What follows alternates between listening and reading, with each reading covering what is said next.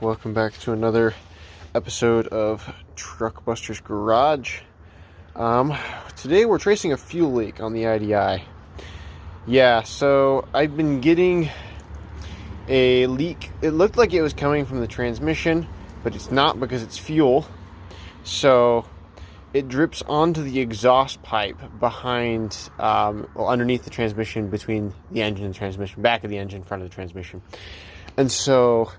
And also I'm getting a light mist of fuel from the injectors when the engine's on. So I'm going to be rebuilding those too, probably, but right now I'm just trying to fix the fuel leak.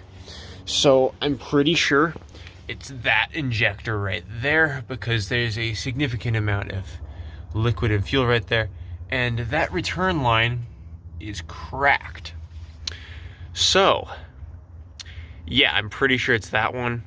If it's not, I'm going to be kind of disappointed, actually, because that seems like the most likely one. So yeah, I'm going to test that, double check it real quick, but I'm pretty sure that's what it is.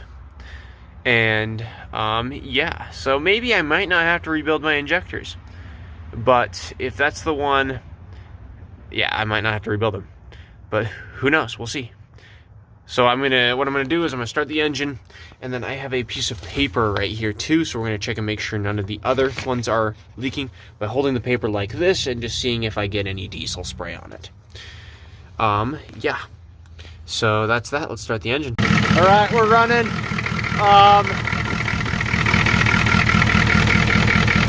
That appears to be my leak right there. It's dripping diesel. Yeah, this engine is nice and loud and happy this morning. Started right up, even though it's like 18 degrees. So yeah, I will get to fixing that. Awesome. Let me double check my other injectors, but I don't see any spray happening, so we'll just check them really quick. Nothing.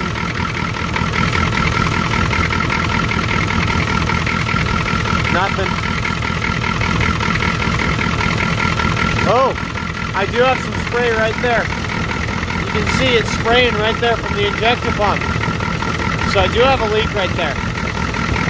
Alright. Check over here. There's a little bit right there. Check on this side.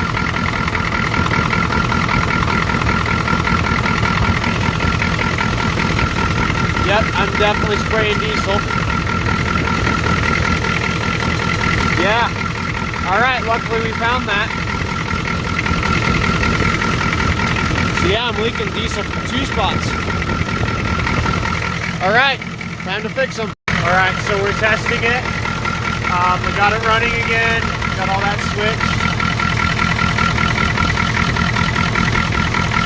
It's all good now, except for I'm still leaking fuel right there. I've got that, you can see it all bubbling right there. And then that one is bubbling. So I just took a spray bottle, filled it with a little bit of water and some soap, and then I made it, sprayed all of them just to check and make sure I wasn't losing compression. Losing compression on that far back one, and I'm still leaking diesel out of that one. So that means my O-rings are bad on that one, so I gotta change it. But other than that, I think that's my fuel leak right there. Alright. Okay, I've got it shut off so you can hear me. So I gotta do those 2 back ones. That one right there, I just have to replace the O-rings on that plastic thing, make sure the plastic bit's still good. That's a plastic fitting for the fuel return line, the little black piece. And then that one, the clear far back one there, I've got to tighten that one down because I am losing compression through it, which means it has somehow come loose. So I'm going to do that real quick, and then I'm also going to fix that one down there. The very bottom one of those metal hoses, the fitting is loose, so I'm spewing fuel out of it every time the injection pump compresses the fuel to push it to the injector, which is great. That's actually the main source of my fuel leak right there. So it's the very bottom one though. Which is going to be a pain to get to, so I might have to take off all the other ones in order to get there. Which, if I do, wish me luck, because this is gonna be quite the job. But Yep. All right, I'll start working on it. All right, I've got them both torn apart now. This is the little plastic thingy that reroutes my fuel return lines. This thing is totally fine, no cracks. And this one, it is, I can't see it very well. So there you go, you can see the injector just barely in between those two hoses. So that one is torqued down, but it is still leaking compression, which means I probably have a bad seal, either with my injector copper or something else. So I might end up digging that sucker out. But this one, I have found the problem. Look at that lower O-ring right there. The little black band. See how it's all messed up? That's my problem. So I'm going to replace both of those because I'm already here. And hopefully that'll stop that leak, because that leak is pretty terrible. And then I will figure out what I'm going to do with this one over here, because I can't torque it any tighter. So yeah, see what's that. Okay, we got the old ones off here. Let me see. There you go. There's some light. We got the old ones off. So those two on the left are the old ones, and then the one on the right is a new one. You can see this one is the old one that was intact, and this one is the old one that was on the bottom. And you can see it's no longer a circle anymore. I wonder how that happened. Yeah, so I'm glad I'm replacing this one too, because that one is also cracked. I just checked in my manual, making sure that there was nothing that I had to put on these things. Sometimes they have you put something on these things to have them shrink or grow for a certain amount of time.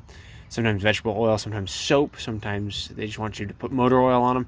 These ones just say put them on, so I'm going to put them on. And hopefully this solves that fuel leak. And then, yeah. Oh yeah, also on that other one, I've reached a decision after conferring with the expert. We're just going to leave it be because it's not losing enough compression to actually cause a problem. So I'm going to put it back together, and we're just going to leave it be because this engine is being rebuilt anyways before it actually gets used as a work truck. For now, it's just a snow truck. So it's got to be reliable enough, but it doesn't have to be enough reliable to tow with, if that makes any sense.